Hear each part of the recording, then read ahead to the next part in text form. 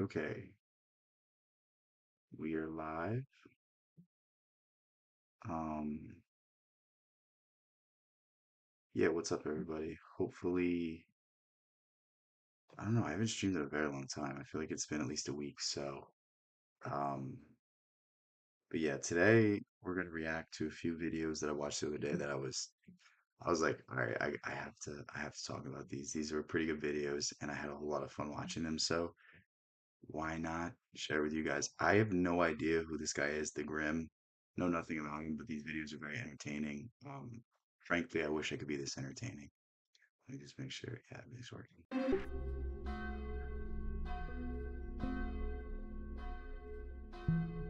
They don't want you to read Sorry, that's incredible.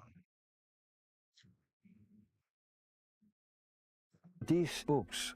That's why you must, Bratan. Some books entertain, and some books ignite the fire in you. These books were feared, banned, or buried. They aren't safe. They will change you, especially. Like half of these books I've read, the other half I have not. So it gave me a few books that I'm like, okay, I really need to pick up. The last one. Fully wake up or go back to sleep. It's your choice. Number 1. The Gulag Archipelago. I've heard about this, but I have not personally read this. From my knowledge, it's about the Russian gulags and the experience in it. But again, that's vastly. I'm sure it's a very tremendous work that is very eye-opening. By Alexander Solzhenitsyn. It is There's something by Solzhenitsyn. I hope I said that right, but I'm not sure what it is. a Can't remember story what the about a name man is. who faced It's like a day in the life of Ivan Ilyich or something like that.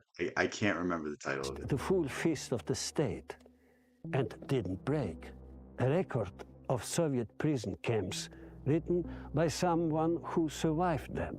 The book was erased, censored, and hunted in the communist world.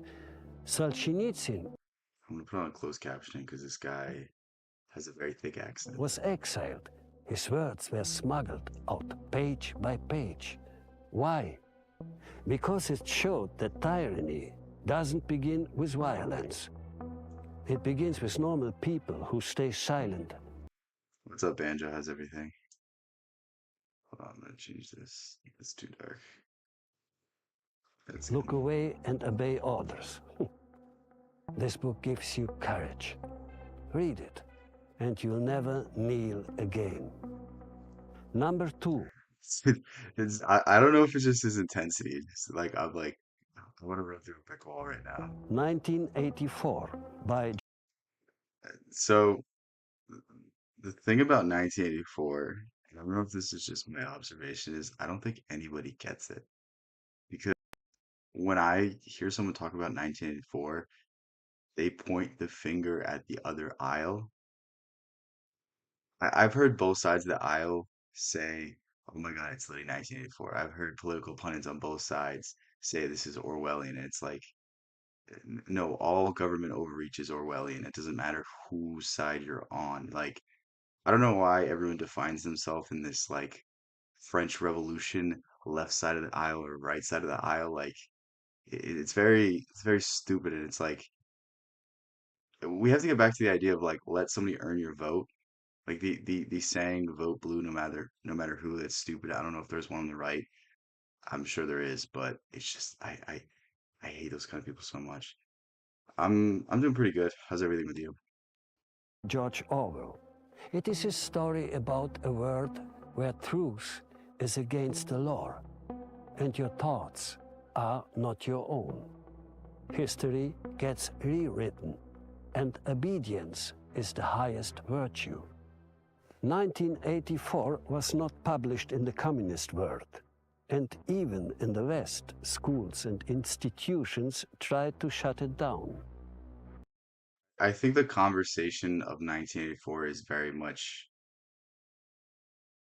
it's like very surface level when like it to warn you about all sorts of overreach and all sorts of surveillance and it's very weird like there something I've seen at least in the United States is like people will willingly accept less freedom if it means that my side has that kind of power. It's very weird. I was till 1984 just happens there's too much censorship and government control. Yeah, maybe it's just the way people view it online. Maybe it's just the way people talk about it online, or maybe you're just better than most people. Because like the conversations that I've had about 1984, it always ends up going one way, and it's just like, why do we have to talk about politics? It's so boring. too dark, too real, too close to home, Bratan. Once you read this, you stop trusting the news and you start listening to your I genuinely don't know why anyone trusts the news. At least like, bl okay, I shouldn't say that. I don't know why anyone blindly trusts the news and doesn't see that there's a spin, doesn't see that there's someone making money off of it, that they have sponsors that they can't upset. Like, just take everything with a grain of salt and you'll be fine in this world. But far little people in this world do that. instincts again. Number three, the sovereign individual. It is a story about the I have to, I have to pause it for this. There's one book more people should read. I don't know if you've heard of it. It's called Collected Works by Vino. Pretty fire if you ask me. You should check it out. I agree with you. Actually, no, I read it and I was not. the collapse of nations and the rise of the free individual. A roadmap for the digital age written before Bitcoin even existed. No country What's banned this it book? officially, but it was sovereign individual. I have not heard of this. Mastering the transition to the information age. Okay, I'm adding this to my cart right now. It is a This seems story like something about I would the love. So, collapse of nations and the rise of the free individual. A roadmap for the digital age written before Bitcoin even existed. No country banned it officially, but it was buried by media, ignored by schools. yeah, I've literally never heard of this book, and it sounds super fascinating. I know you read Dune, and one of the many great points I got from that book was to never blindly follow someone in a position of power. Yeah, if you take one thing away from Dune, that is enough. That's if you take that away, I think you learned everything you need to learn. And it's interesting too, because like when I picked up Dune, I wasn't expecting it to be nearly as good. I thought it was going to be something along the lines of Game of Thrones, like a very good story, but not really deep philosophically, not really introspective, not really like a book that shifts the way you view the world. But Dune is up there with The Lord of the Rings in that sort of impact on me. And dismissed by experts because it says clearly what the Suki elites don't What's want up, you to Jaden? understand. You don't need them anymore. You never did. Read this, and you start building your exit. Number four, You see the the hair growth? creature from Jekyll I just haven't shaved my head. It's not growing. Maybe the last time I shaved it, I shaved it to a higher thing. Island by G. Edward No, I need it. Should I start a goal right now? Turkey fund.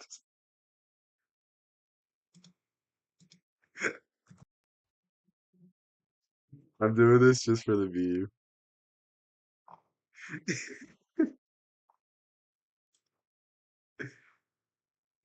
That's Griffin. It's a story about how the Suki bankers created the Federal Reserve in secret. I actually haven't read this book. I'm sure I know a little bit about this, but I haven't gone into like the details. I know it's just gonna piss me off. That's why I read it, just for that reason. Just because I don't want to like terrify everyone when we're having late night conversations about this. And how they've been controlling your money ever since. It was never banned by law, but it was mocked, censored by algorithms. So what he's saying here is a very interesting point. Like think about how much political pundits talk about issues that don't matter versus issues that actually matter. Things such as like the fractional reserve banking system and how people are privatizing their profits with your retirement. It's very, it's very It's very scary. and blacklisted by economists. They called it conspiracy, very convenient. This book pulls the mask of modern economics, and you'll never see a paycheck the same way again. Number 5, Brave New World by So I actually think this book is better than 1984. I feel like I've said this 1,000 times, but if you read 1984 and you haven't read Brave New World, I think you need to read World.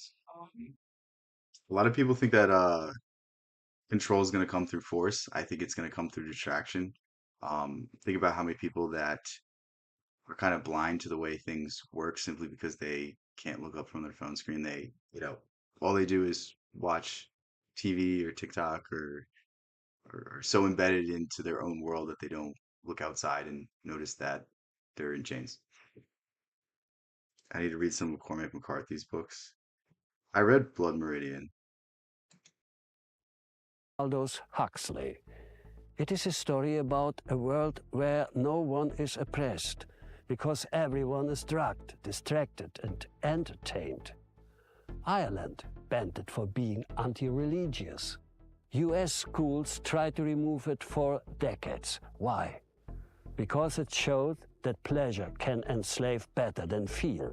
This book reveals the soft prison, the one made of comfort, not of chains, the one you are living in today. Think of like how people don't even have skills anymore because things are kind of being replaced. It's that sort of idea as well. Like we're so non-functional as human beings if everything collapsed, like that sort of stuff. As more and more comfort happens, we become more and more reliant on these systems of control and these systems of power. Number No, six, you're good. I don't think I've talked about Blood Meridian in a while. Maybe it's time to pick it back up and talk about it. Um, I mean, obviously I haven't read Cormac McCarthy, but I certainly do like his style. I think he's a very interesting way of like using violence and brutality to kind of portray society, portray the world, and kind of pit like the real reality of the world versus the idealistic that we like to pretend exists. Fahrenheit 450.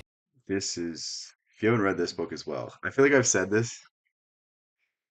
I've said this for the past two books, but I love this book. There's just something about it that it puts this point so very well.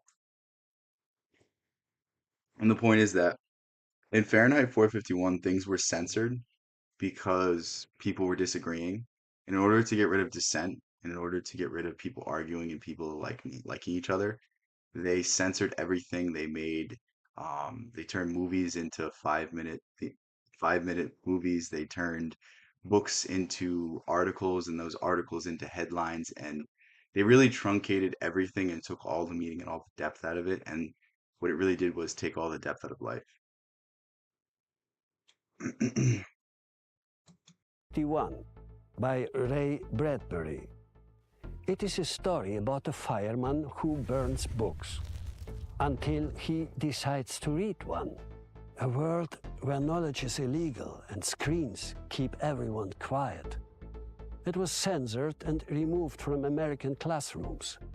Too much conflict with I don't know why I can't see the second half here. Did it cut off? I can't see the second half of your comment, Banjo. community values. Too honest about censorships. Ironically, it's a book that got burned. This one will light a fire in your mind. Number 7, Reality Transurfing by This is one that I can't remember if someone has told me to pick this up or not. I feel like somebody has at some point. There's a million books people have told me to start reading. But this is one I've been meaning to pick up, but for whatever reason, it's like this isn't even a good reason either, because I've the things I've heard about this book, like I really should just bite the bullet. But apparently it's like $60 on Amazon. I'm like, uh, to me, seeing $60 on Amazon, I'm like, that's six books I could get. And like it's not even that I like need the money. It's just like the principle behind it. It's like, do I really want to spend that much? It feels like I'm buying a textbook. by Vadim Seeland. It's a story about how reality isn't fixed. It flows with your thoughts, energy, and attention. A metaphysical manual for stepping out of the matrix and shaping your own life. Mainstream science ignores it. Too mystical, too independent. I'm assuming it's like Blake or Neville or psycho-cybernetics, stuff like that. Dangerous to system of control. Because it teaches you to stop reacting and start choosing. This book doesn't offer comfort. It offers power. But only if you are ready to take responsibility for your word. Number 8. Yeah, that sounds like a good scene. I feel like it's like a lost art of like making bad movies. Like I don't know if this is just me, but the bad movies I see now, I never want to rewatch, but there's so many bad movies that came out 20, 30 years ago that I can watch endlessly. I don't know if that's just me. Medical Nemesis by Ivan Ilyich. It is a Never read this story one. about how healing became an industry and how Okay, that point alone makes me want to read it because I think it's very sickening that people are making profits off of sick people and there's no incentive to cure the disease. If anything, it hurts your bottom line. And I think it's a conflict of interest, and it's a conflict of interest that if you bring into any other field, it would not stand up in court, but because it's the medical industry, then it's kind of going to pass. It's very sickening to me, especially in the United States too. The United States is one of only two countries in the world that you can advertise pharmaceutical drugs for. And like, is that not like you can't go to the pharmacy and just get it. You have to go ask your doctor for it. So like, why why not advertise it to the doc? Why are you advertising it to the people? Like, is this not fishy? Is this like not like mind control or some sort of like incepting the idea into your like it's very, very insidious. I don't know if I'm like I feel like I'm insane when I say these things to people, but like it's just very creepy to me. There's just something about it that I'm like, this isn't right. that industry began making people sicker. Ivan Ilyich was blacklisted in medical academia. Too radical, too prophetic. This book dared to ask, what if modern medicine is the disease? This one won't just change. There's this other thing too. I don't think people even thought about this, but is it that modern medicine's the problem, or is it the healthcare industry and how no one's really paying for the services themselves? It's paid by the insurance company. So all of these insurance companies kind of just artificially inflate the costs, and it just becomes what we see today. Like too many people are making too much money. I think it's just like I wouldn't say it's a Ponzi scheme, but it seems to me like it's just built on shaky foundations, and it doesn't seem very ethical at all to me. It's very frustrating because like on one end you want people to get the help they need, and there needs to be some sort of business incentive, but at the same time, I feel like there's just too many greedy motherfuckers out here in the world. How you see hospitals. It will change how you define health. Number 9. The Mass Psychology of Fascism by Wilhelm Reich. It's a story about how people give up freedom when they give up passion. With repressed sexuality, you become a zombie for the state. It makes us rigid, obedient, and easy to control. It's a very interesting idea. Yeah, I would have to agree with that. Banned in Nazi Germany, books burned in America. Reich was imprisoned, his ideas erased from history. This book will challenge your conditioning. It will show you that if you take some very primal emotions from people, you take their complete freedom. Number 10, The Egyptian by Mika Walteri. Never heard of this, but after I watched this video, I like tried to look it up, and this book is not in print anymore. I was so sad. I should have like bought the used copy. It would have been here by now, but this just seems It's a story about an ancient physician walking through the corruption of empire, religion, and war. A novel that feels more true than history itself. Too controversial for certain regimes.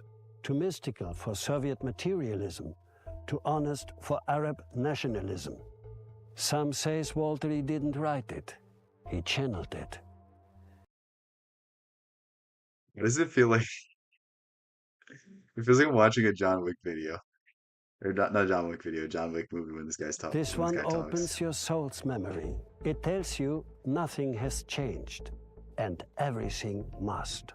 Number 11, The Adam and Eve Story by Chen Thomas. It's a story about the Earth's forgotten cataclysm, pole shifts, lost civilizations, a reset hidden in plain sight. The CIA. These sorts of things are so interesting, but I feel like there's so much stuff, and like the fact that like it's not accepted kind of gives it like a level of like quackery and doesn't really allow it to be like, so some of the research in this field is like kind of, you're like, all right, you got me with cataclysms, you got me, maybe there was something that was lost, but once you start talking about aliens and stuff, like, all right, you're going a little too far. They classified it in the 1960s, only fragments released decades later. Why? I don't, whenever it says the CIA banned it, I don't believe that. Like, this is a whole other topic, but I think everything that has ever happened is already out there. I think it's just, it has something to do with karma and what people believe. It's called disclosure. You can look it up yourself. Because it clashes with the official Suki history. This book won't tell you what to believe. It shows you that you can't Do I believe. think aliens exist? I mean, maybe. Do I care? No. Like, if you show me an alien, I'll be like, it exists, but I'm not worrying about aliens if it's not like, what's it gonna do to me? In anything, and everything will change. And finally, of course, number 12, the Tyndale Bible. Tyndale translated the Bible into the language of the people, not for profit, not for power, for truth. The church banned it. Tyndale was hunted, betrayed, and burned alive because he gave the knowledge to the people, and knowledge is power. I have no idea about this version. You don't? If they existed, they would have found us already. I mean, I guess you could say like it's just like it's so weird how like there's just something about like I'd never have been interested in them. And I don't know why so many people are so like it's just not that, it's not that fascinating to me. Like, but there's an entire industry and like ecosystem on YouTube about the alien disclosure and stuff like that. Like it's, if they're here, cool. If they're not, cool. It's just, I don't know. I'm just, yeah, I'm unbothered. And freedom. His translation used everyday English. He didn't just translate, he broke control. Do you know the King James Bible? It is censored. Tyndale's Bible preserved the Apocrypha, books like Wisdom of Solomon, Sirach, Baruch, Tobit. These texts show resistance to empire. I think any version you get is going to be somewhat altered. And that's just the unfortunate reality of it. But like one, just read that one. I feel like people get way too into that kind of stuff. Like, unless you're like studying it every single day, I really wouldn't be concerned with what version you get. Like, if you're reading it, it's just just read it. You know what I mean? Like maybe if I was really, really getting into it, I would pick up this version, but it's like I have like three different versions and I don't even read any of them. So it's like religious corruption and call for inner wisdom over ritual law. This wasn't just the Bible, it was a jailbreak. And the Word of God, the uncensored Word, will still break jails today, especially when you read it with like-minded, powerful people. That's why we have founded the Grimm Circle. Wisdom. That's I don't know why I like this video so much. It was just so cool, but I felt like sharing that with you guys. Here's another one. I literally want to pick up this book instantly. Are you ready? Funeral is starting. Easy. That guy's dead. That's literally me at every funeral. I hate to say it, like I know people mourn in their own ways. I'm weird at funerals because I just like there's something Seneca said that I think sums it up correctly. Your negative emotions, your grief, your pain are all going to subside one day. So all that's going to remain is the happy moments. So why not feel the happy moments now? Why not rejoice? Why not look at how this person influenced you and look at how this person influenced you for the better? And obviously, if it's someone that's close to me, it's not that easy to do. But in general, that's what I try to frame it as. In general, I think it does help me in my own way cope with things. Let me finish my book. What book? You have to read this book before you die. I'm not dying anytime soon, Andruja. Maybe of boredom. I am dying. I am old. I don't have much time left. Come on, boss, you always say that. You know what this is? It's the Tibetan Book of the Dead. What is that? You learn what happens after death and how to die I'm well. literally ranting How right to now. Die for Dummies. Listen to this. A few moments after I don't like this video is just there's something about it. It's just so cool. your death, you will see yourself from third perspective. You will see people cry. You will see people try to bring you back to life. You try to talk. Nobody hears you. You don't realize that you are dead. I thought when you die, you see that funky tunnel, huh? It's not a tunnel. It's pure light, pure energy. You don't just see it, you are it. I'm not gonna go down that tunnel. I'll just turn back. Big mistake. Oh, if I don't cross that tunnel, I won't I feel like he's very much oversimplifying it, but I feel like he's doing a good job. die. Yeah, most people think like that. They don't embrace the light, but run from it. Then they fall into a bardo. Bardo. It is like a maze, built by your own mind. You can't see the exit because every corridor is a memory, a regret, a craving. You are trapped in your own memories. Forever? 49 days. It's just a long dream, easy. No. If you're afraid, all you will see and feel in the maze is fear. I love that he just hired some random guy for this conversation. I wonder if this is his son. This is I need to get the backstory on this channel because like I'm so like why does this guy just like seem so cool? I If you carry don't anger, know what it the is. walls and corridors will be hot and red and full of fire. The bardo is a mirror of your soul, of the life you have lived. All the shit you have not taken care of in your life, it will come back to you in the bardo. All the shit you have done to others, it will be fed directly into your own mouth. That is a badass trip. Certainly not real. Actually, it is more real than anything else. The way you will walk through that fire will determine your next life, your next incarnation.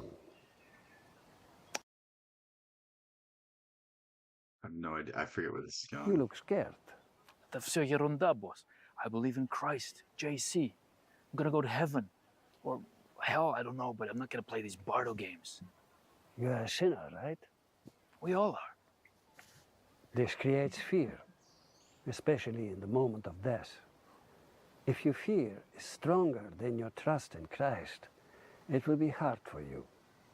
Purgatory, hell. If you I just imagine if some old guy on a bench is telling you this kind of stuff, I'd be like, I would be terrified. It's like I was in a train station the other day. This homeless guy, he was like, his whole thing was like, someone gave him $1 and he's like, I'm gonna go to church now. And then I literally saw him the next day doing the same thing. And it's like, all right, interesting way to be saved. I don't know. You trust in God, in the good. If that trust is stronger than your fear and your sins, you will be fine. Heaven. Then why the 49 days? First you watch your own dash like a replay. Then you feel, really feel, everything you ever made others feel. Every joy, every wound. That's gonna be a great feeling. All the messed up jokes I made to people. It's gonna be awesome. Every insult, all the shit you have Or I'm thinking about jujitsu, all the messed up submissions I've done. Oh God, that's gonna be done. Every week it gets harder. 7 days per week in 7 weeks, 49 days. Now you can try to run from the truth, or you can face what you have done like a man, with empathy and forgiveness, every fucking day. If you don't own your mistakes when you are alive, you will be forced to own them after you die. there's this idea of like you don't you always have to face your problems. There's something that I read. Um, I'm not sure if I believe it or not. I'm not sure if I do or don't. But basically that let's say you're Minecraft and you jump off a high place and then you get the fall damage. You get put in the exact same situation because you always have to face your fears.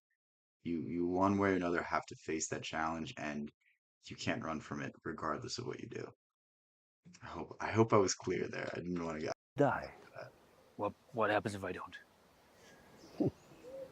You get reborn. Back in the meat grinder. Different parents, same shit, same patterns. Until Everyone you said the learn the exact same thing. fucking lesson to be honorable. So next life I have to put up with you again? I don't know. It is not about me. It's about you. What you crave, what you fear, what you never make peace with. It all drags you back, life after life. If you don't own your mistakes, How are you gonna die, Andrucha? hopefully easy. Forgive my enemies. Ask for forgiveness. You can begin right away. Giuseppe's funeral is starting now. But Suka, piece of shit. I don't know. So, I don't think you will die anytime soon, Andrucha. Why? Still too much work to do. Wise man once said, if you don't own your mistakes when you are alive, you'll be forced to own them after you die. Honor will come. another good video. Um, we're gonna keep going. I'm gonna take a break for a second.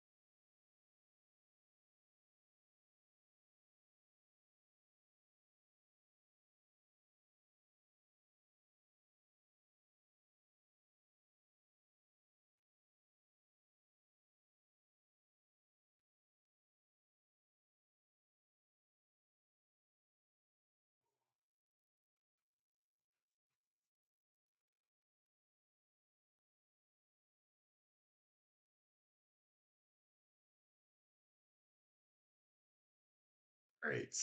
The next video I queued up is why you should read Dune. I couldn't find a better video. These are okay. They're not like, it's just like basic introduction to it. It doesn't go in depth. So, um, but yeah, I'm reading the third Dune right now and I'm loving it. So why not talk a little bit about what I'm reading, what I'm enjoying?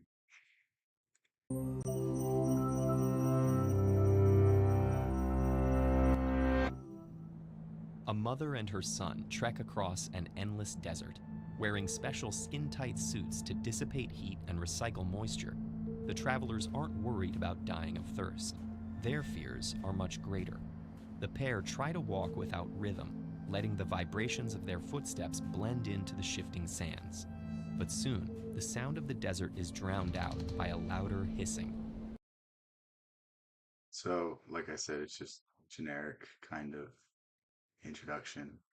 I'm not gonna, I could talk about what's As a happening, but mound of sand races towards them, the pair's unnatural gait turns into a sprint. The two clamber has anyone here seen the movies? I've never seen them yet. I'm excited to watch them though. into a nearby rock face as a sandworm 400 meters long bursts from the desert floor. This is the world of Dune. Written by Frank Herbert and published in 1965, Dune takes place in a far-flung future where humanity rules the stars in a giant feudal empire. Dude, what makes Dune so interesting is that I guess it's earlier, but it's it's more than just a story. There's a depth to it that very few other works have and are able to keep up such a tremendous story and one on such a grand scale. Like it's yeah, think about Star Wars if there was some moral philosophy it was trying to teach you instead of just a fairy tale ending, that sort of thing. This medieval motif goes beyond just the government. Unlike most interstellar sci-fi, Herbert's humans conquered the stars without any computers. Following an ancient war with robots, humanity has forbidden the construction of any machine in the likeness of a human mind. But rather than stifling their expansion, this edict forced humans to evolve in startling ways, becoming biological computers, psychic witches, and prescient space pilots. Members of these super It's actually so much more interesting doing it this way versus just like I feel like there's only so many things you can do with like a Terminator or that sort of kind of plot. It just gets boring after a while. Whereas this is much more interesting because it talks about how humans are evolving to deal with new problems and deal with a new world and the things that come with this. And it kind of makes our problems more clear, kind of in some way embellishes a scenario to show you why certain things are going on. powered factions are regularly employed by various noble houses, all competing for power and new planets to add to their kingdoms. But almost all these superhuman skills rely on the same precious resource, the spice. This mystical crop, also known as melange, is essential for all space travel. It gives you psychic abilities and it's gives you great wealth and you need it for space travel, which is basically Frank Herbert's story for environmentalism and how people basically destroy environments for the sake of profit, for the sake of expansion, and don't really look towards what that's doing. In the third Dune, it mentions something. It's not a spoiler. It's just world building. But basically, there's these. I think they're called sand trouts. I think that's what they are.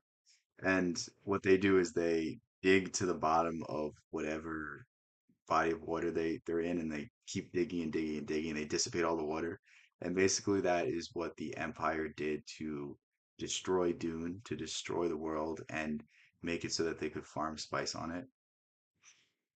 What's up, Environmat? Dude, I haven't seen you forever. Travel, making it the cornerstone of the galactic economy, and it only grows on the desert planet Arrakis, a dangerous and inhospitable world whose native inhabitants have long rebelled against the Empire. Arrakis, also called Dune, is the setting for Herbert's novel, which follows Paul of the noble house Atreides. The book begins with Paul's family being assigned control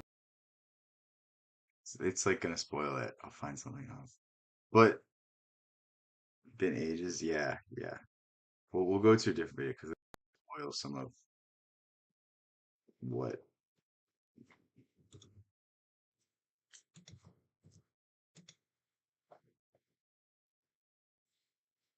See if we can find a good video here.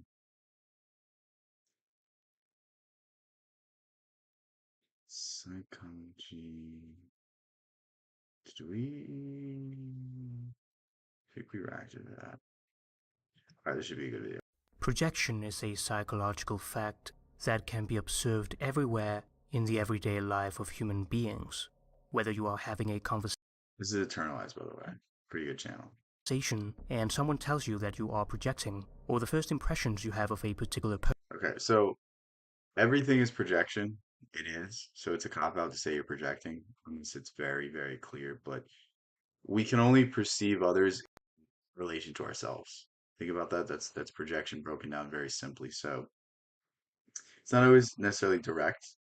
It's not always necessarily something that you can observe in yourself. Like, a smart person is going to call people dumb because they need to feel better about their intelligence. They need to assert their own dominance because they're not as proficient in other characteristics. And that's really the idea of projection, is that you see the world through your own eyes and you project your insecurities, your likes, your dislikes onto others. Um, Projection is not necessarily a bad thing either.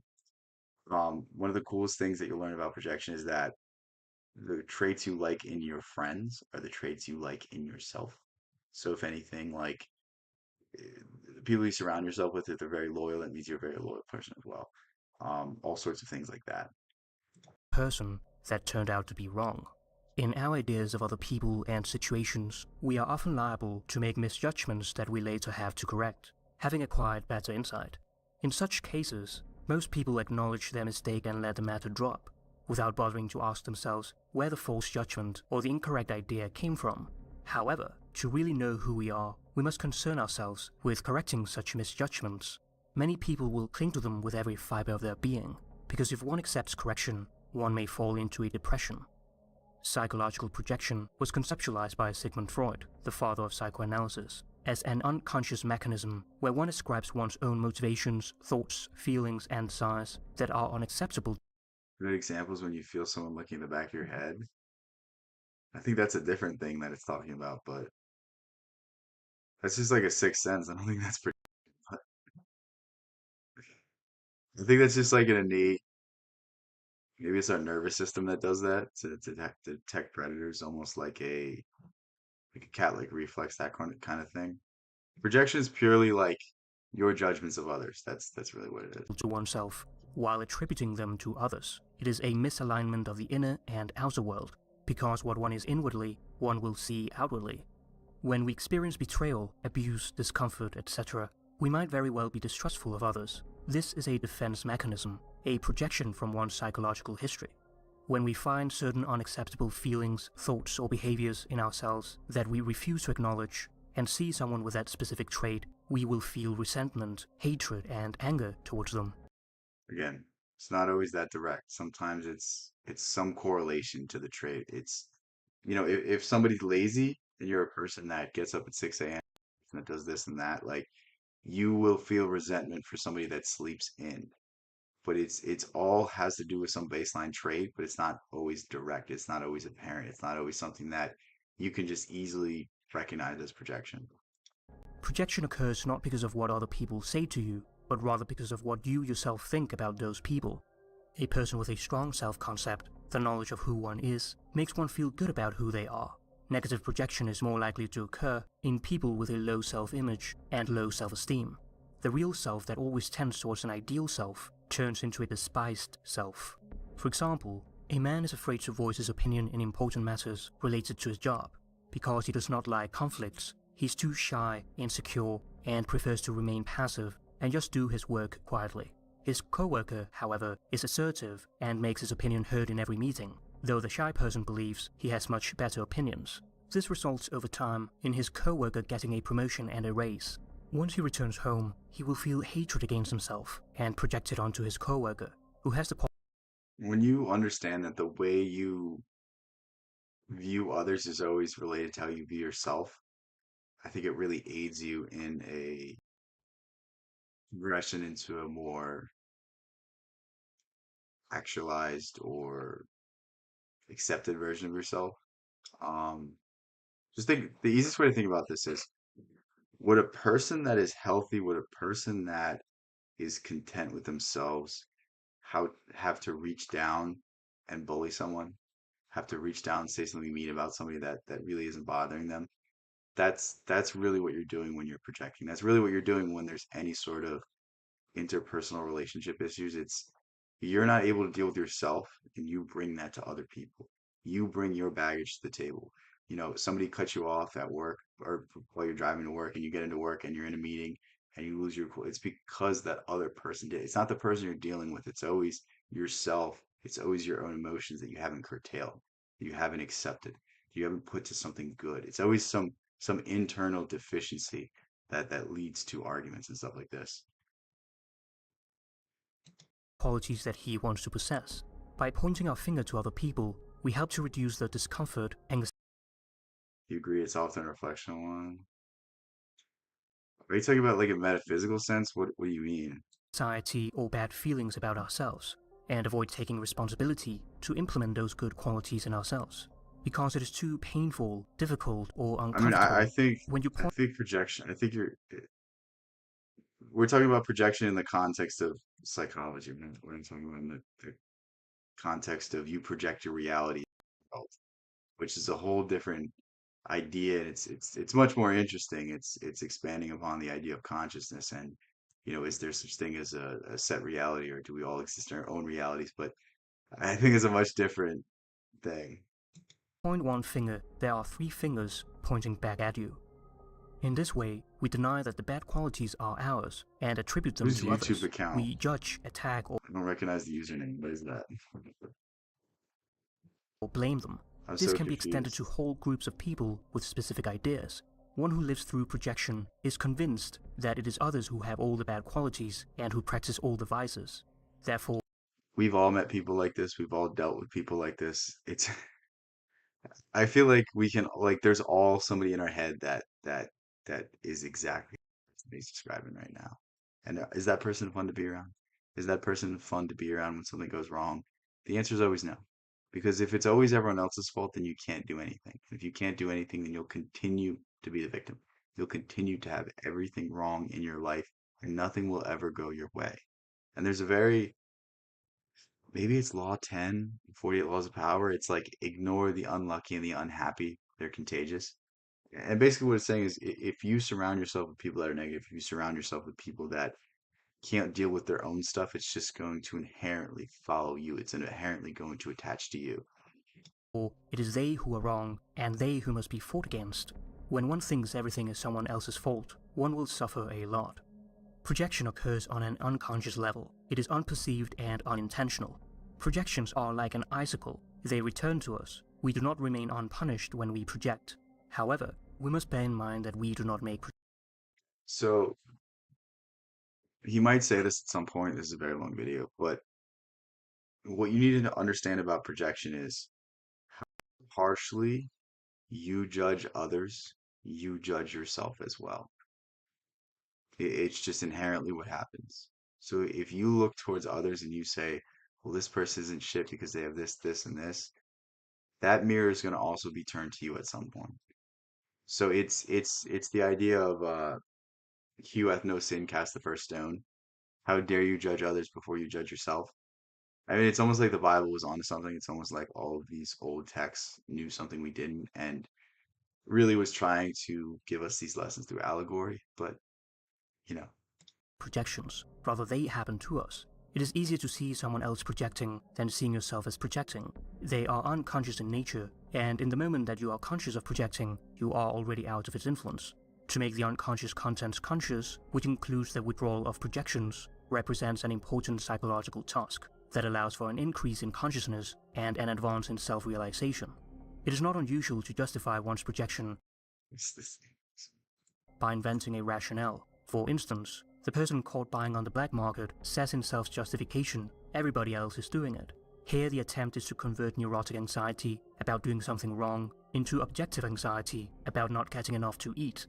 Jungian analyst Marie-Louise von Franz writes, if a son, for example, experiences his father as tyrannical, in later life he will, in many cases, not only project the quality of tyranny onto authority figures and So this, I should have just read it out loud.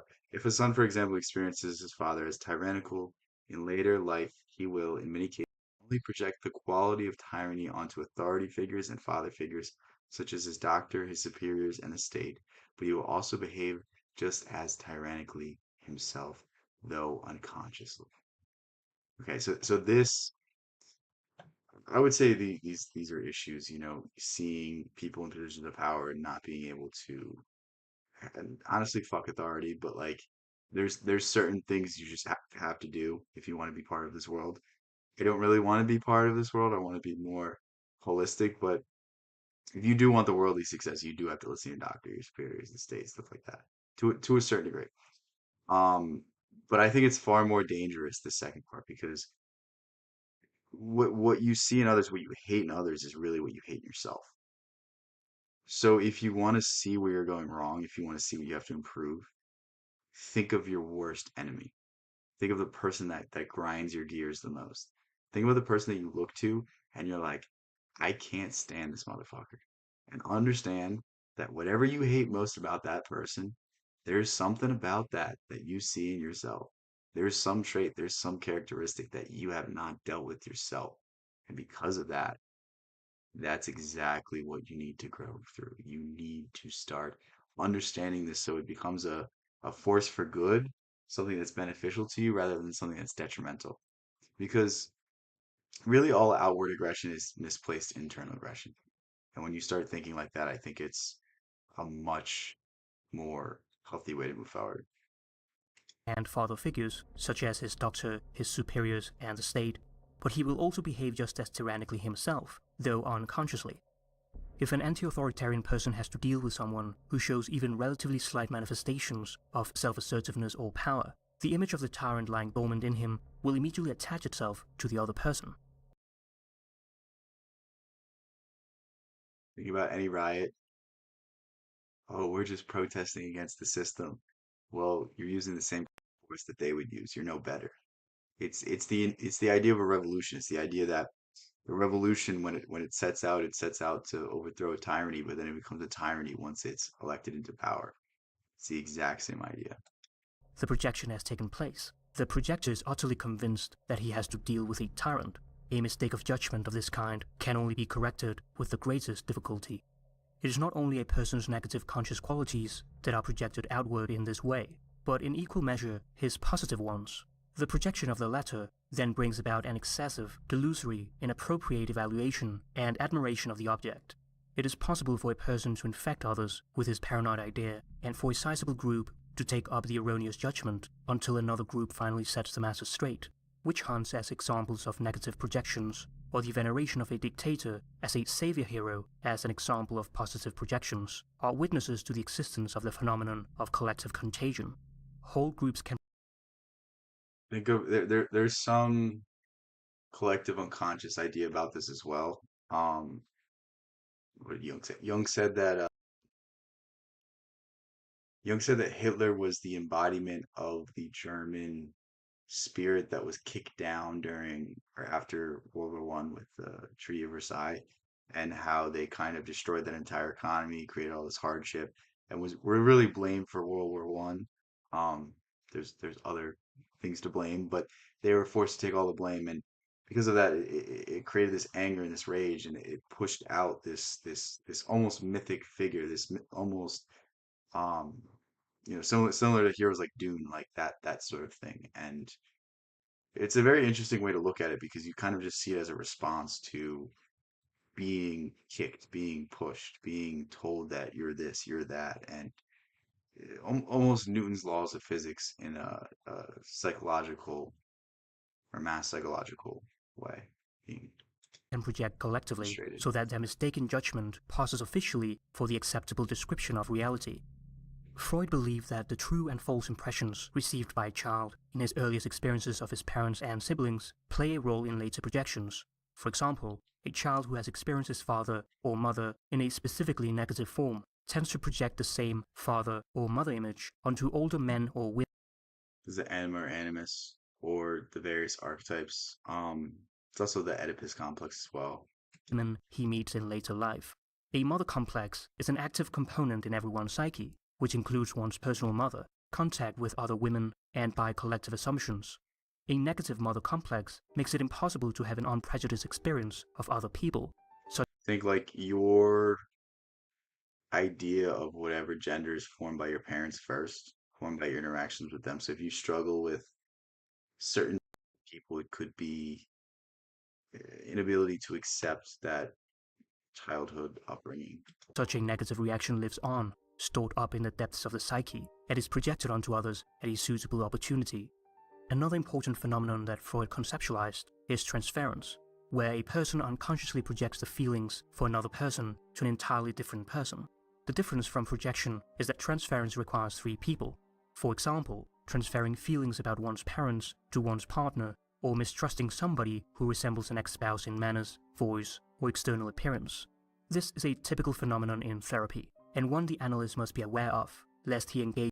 Think like if you're a person that can't seem to have a relationship, always is failing, then you're projecting that bad relationship with the mother or father onto that new person. You're taking out that trauma on that person, or even you're taking your anger out on the opposite gender that you experienced with your ex on that new person, and that's why your relationships keep failing in the same way. Oh, it's just all these people I meet. It's not me. And it seems like two paths are driven either by compassion or fear or desire. I mean, isn't that just life in general? Engages in countertransference, which may harm the relationship between analyst and analysant. Many suffer from the fact that they do not take into consideration the manifestation of the unconscious in human beings. Carl Jung, the founder of analytical psychology, writes that a man who is unconscious of himself acts in a blind, instinctive way and is in addition fooled by all the illusions that arise when he sees everything that he's not conscious of in himself coming to meet him from outside as projections upon his neighbor. So, like, relationships are a good example. Let's say you keep failing in relationships. How many times have you heard somebody that tries and fails time and time again say, well, these people just weren't right for me. Well, these people just weren't this or this or this, and never like look to what they did. I'm not saying that nobody can wrong you.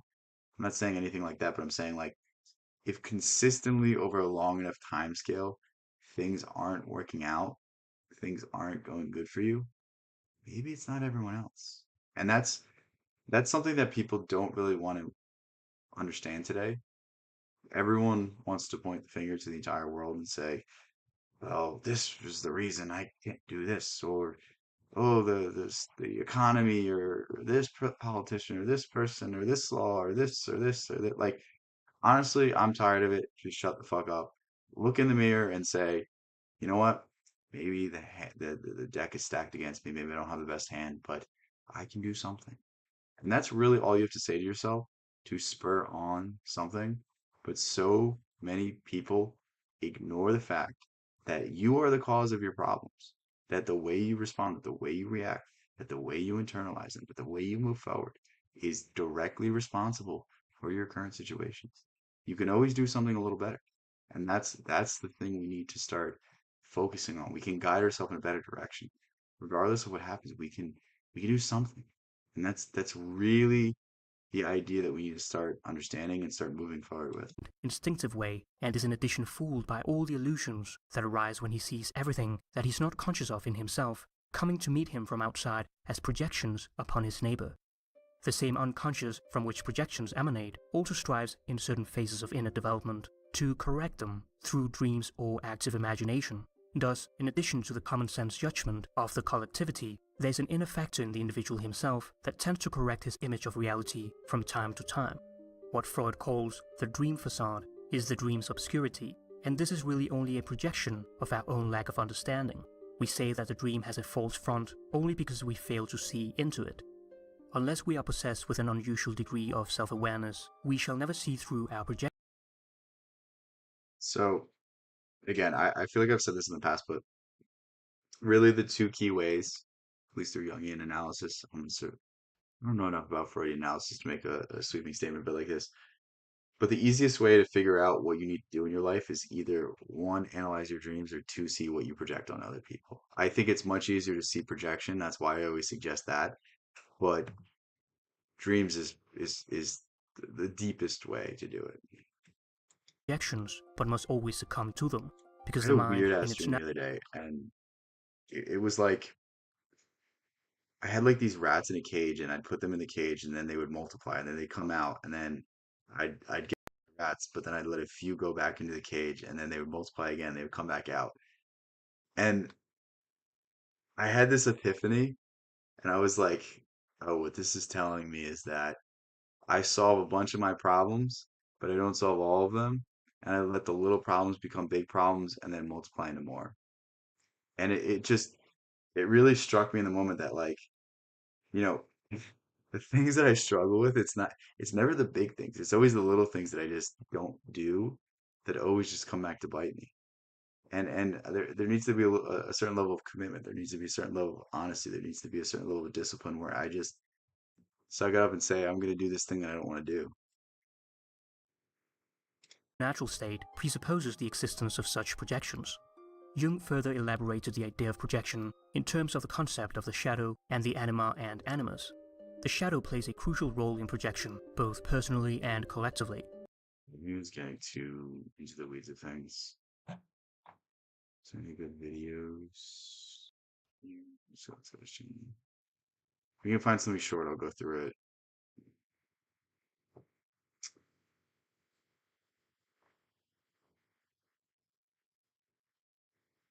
Absurd. I feel like we've gone through a lot of these videos already. It's not telling me if I have or not, which kind of sucks.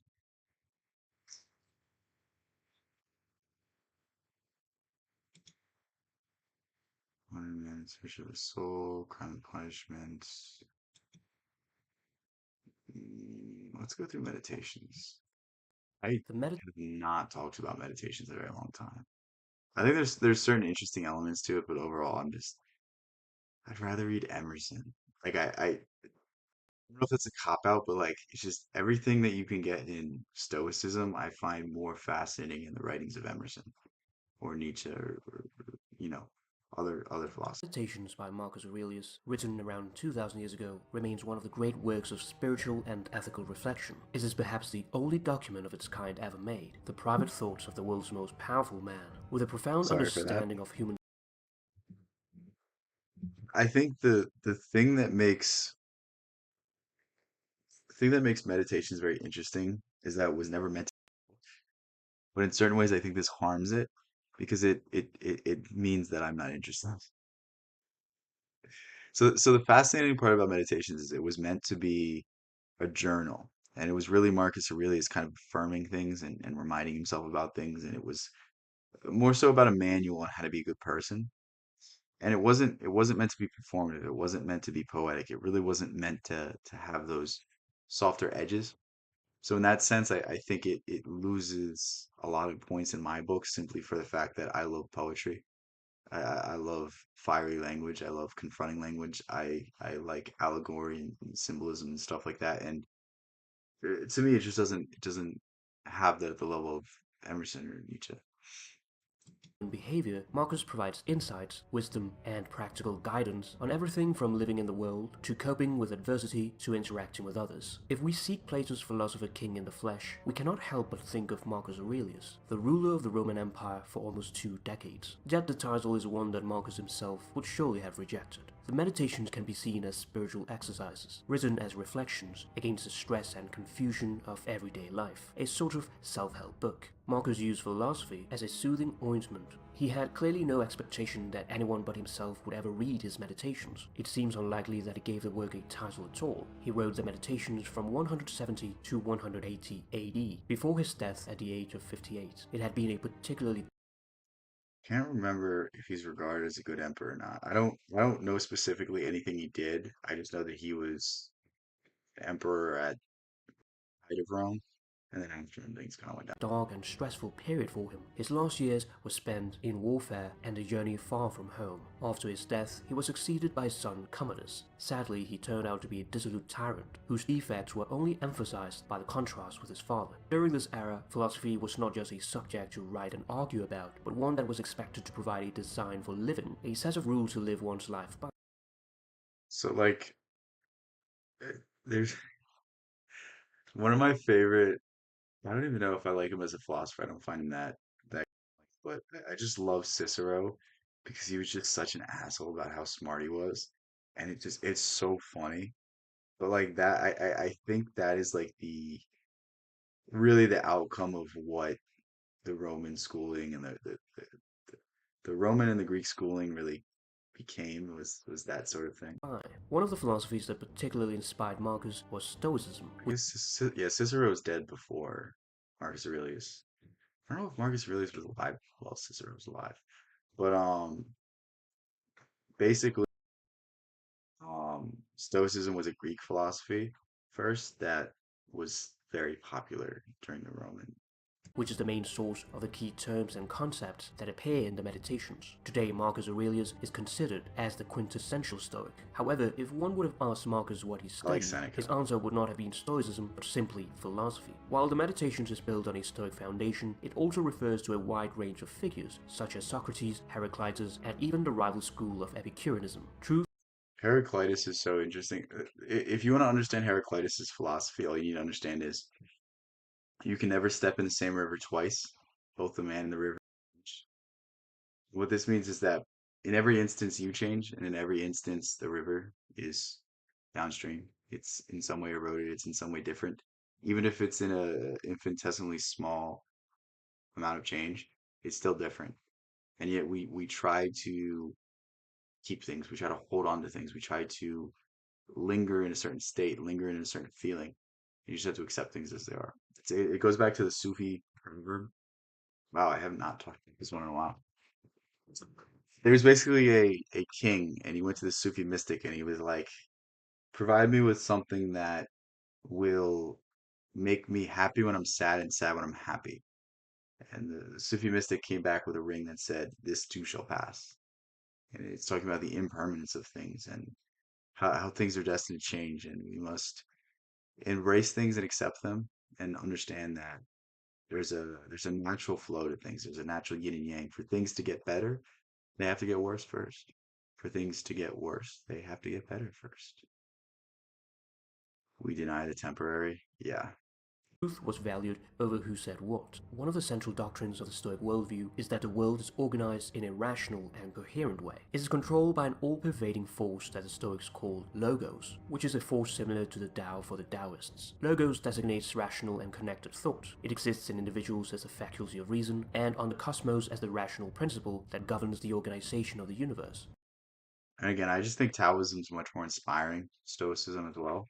Like I certainly saw the carryover, but to me, just Taoism is much more interesting. Thus, rationality and clear-mindedness allow one to live in harmony with the logos. All events are determined by the logos and follow in an unbreakable chain of cause and effect, which makes it a deterministic system that leaves little room for free will, although the Stoics believe free will to be a voluntary accommodation to what is in any case inevitable. Of the major philosophical schools, it was Stoicism that had the greatest appeal. It had always approved of participation in public life, and this stance struck a chord with the Roman aristocracy. Early Stoicism was a holistic system aiming to embrace all knowledge. Roman Stoicism, by contrast, was a practical discipline and attitude to life. In the Meditations, Marcus tries to answer questions such as, how should we live our lives? How can we ensure that we do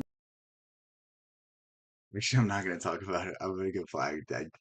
Actually, I could probably say it. I remember where he wrote it, but someone like Seneca was talking about the idea of falling from a very high tower in Minecraft, and he was like, just do it. And I really shouldn't laugh because it's a serious subject, but really what he's saying is like, if you wanted to do it, you would do it, but instead you're wallowing in pity. Instead, you're even afraid to do that. So, why are you coming to me with this? Like, you clearly don't want to do this. You just want the attention. It's a very interesting point, but one that really can't be made today.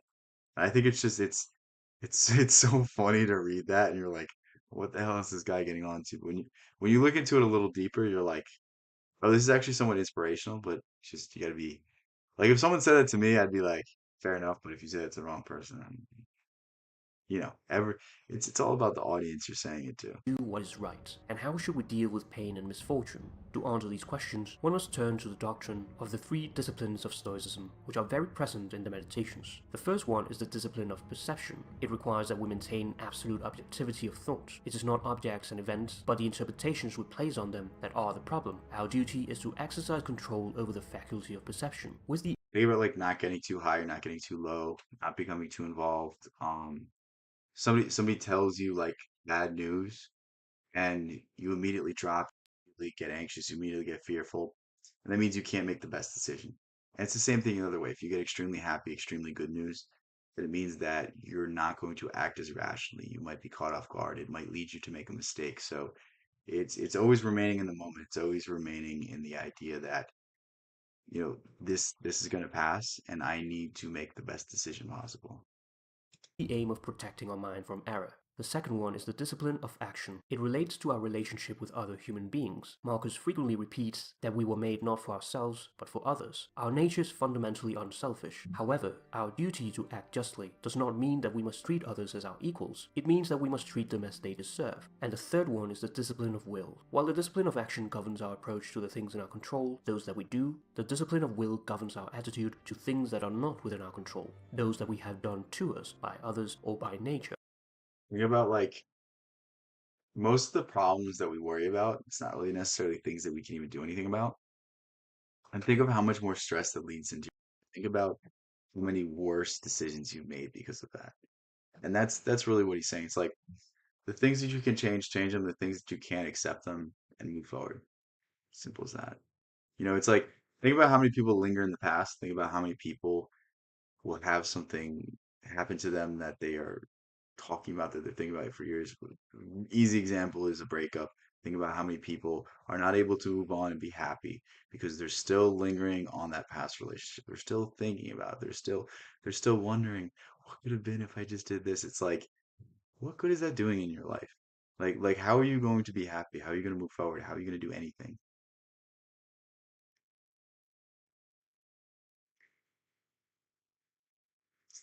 I don't have any thoughts on the effect. I don't know what that is.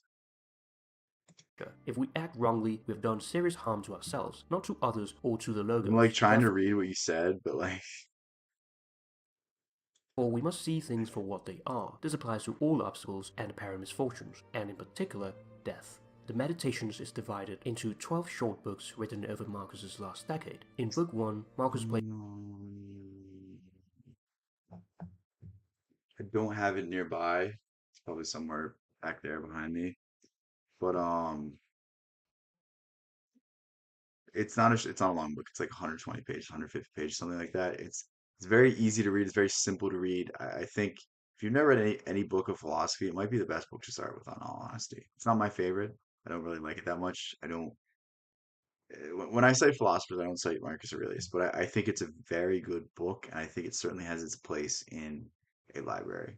tribute to his older relatives, to his teachers, to his adopted father, and ultimately to the gods. The rest of the books are not organized in a chronological manner and go over the same ideas. Scores of entries begin with "to remember" or "keep in mind." There's a note of melancholy that runs throughout the work that's very moving. As the most powerful man, he might also have felt like the loneliest man in the world. It seemed that he had nobody to talk to but himself. In a number of entries, we find a kind of internal debate in which the questions or objections of an imaginary interlocutor are answered by a second, calmer voice, which corrects or rebukes his errors. The first voice seems to represent Marcus's weaker, human side. The second is the voice of philosophy. There are very central themes that recur throughout the book. Perceptions of good and bad. You take things you don't Again, this is all stuff Emerson said, but said it in a much better way. You take things you don't control and define them as good or bad. And so, of course, when bad things happen, or the good ones don't, you blame the gods and feel hatred for the people responsible. In every defeat is the seed of victory. And I need you to understand that idea because how we perceive things, how we move forward with things, how we accept things, can make or break us. There's people who drink because their parents were alcoholics, and there's people who don't drink because their parents were alcoholics. And it's how you move forward that makes all the difference. You know what I mean? Sometimes a defeat, sometimes a big misstep, sometimes something that you do is very bad and really affects you for a time. Sometimes it's the best thing that can happen for you. And if you could always see the brighter side, if you could always see how it changed you for the better, then it's not bad. I like to think of things in this way. It's the same thing as good things. Like you made more money, but that means you have to pay more in taxes. That means people are asking for handouts. That means you have to, spend more time at the office. That means you don't have as much free time. You can't pursue your passions. You don't have any hobbies anymore. Like there's all sorts of things that come with everything in life. Nothing in this world is free. Nothing comes free of any attachments, any responsibility, and it's just the trade-offs we're willing to make. Control and define them as good or bad. And so, of course, when bad things happen, or the good ones don't, you blame the gods and feel hatred for the people responsible. Death and life, success and failure, pain and pleasure, wealth and poverty, all these happen to good and bad alike, and they are neither noble nor shameful, and hence neither good nor bad. Constant change. It is from Heraclitus that Marcus derives one of his most memorable motifs. That You never step in the same river twice. It's Heraclitus. If you want to define everything he said, it's that. of the unstable flux of time and matter in which we move. Time is a river, a violent current of events, glimpsed once and already carried past us, and another follows and is gone. Everything's destiny is to change, to be transformed, to perish, so that new things can be born. Mortality. Death is not to be feared, as it is a natural process. The Stoics practice memento mori, meditating on your mortality. Suppose that a god announced that you were going to die tomorrow or the day after. Unless you were a complete coward, you wouldn't kick up a fuss about which day it was. What difference could it make? Now recognize that the difference between Seneca, Seneca was basically caught in this plot and was forced to drink poison. And basically, every time that this process is going on, he does so with courage and he just accepts that he's not emotional at all. And you know, in his dying moments, he died a stoic death because he was unwilling to allow others to control him. He was going to go out on his own terms. He was not going to react. He was not going to give them the groveling and the begging for forgiveness that he was supposed to be asking for.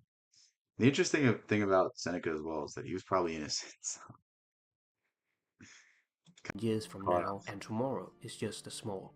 Constantly run down the list of those who felt intense anger at something, the most famous, the most unfortunate, the most hated, the most whatever, and ask, where is all that now? Smoke, dust, legend, or not even a legend, and how trivial the things we want.